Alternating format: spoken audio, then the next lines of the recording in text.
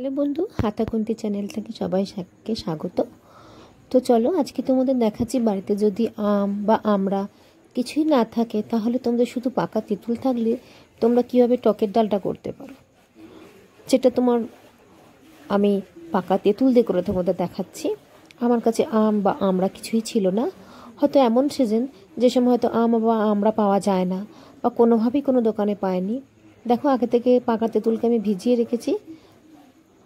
কড়াই তেল দিয়ে সর্ষে ফোড়ন দিয়ে আমি পাকা তেঁতুলের ওই যে জলটা আমি দিয়ে দিলাম, দিয়ে একটু সামান্য চিনি দিলাম, নুন দেব আর একটু হলুদ দিয়ে দেবো, দিয়ে একটুখানি ফুটতে দেব। একটুখানি ফুটে উঠলে তারপরে আমার আগে থেকে মুসুর ডাল সিদ্ধ করে রাখা সেটাকে আমি এর সাথে দিয়ে দেবো। তো সেটা দিয়েও আমি একসঙ্গে বেশ কিছুক্ষণ ফোটাবো।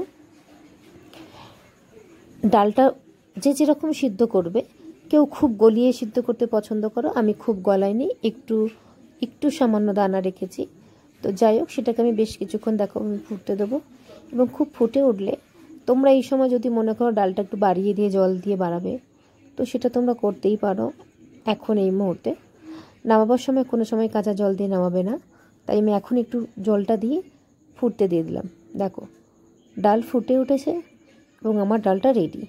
খুব চটজলদি তোমাদের আমি দেখালাম টকের ডাল কী করে করবে, যেটা তোমরা আম বা আমড়া দিয়ে করতে গেলে একটু বেশি সময় লাগে, কিন্তু পাকা তেঁতুল দিয়ে করলে একটু সময় লাগে না, ডালটা সিদ্ধ করতে যতটুকু তোমার সময় লাগে।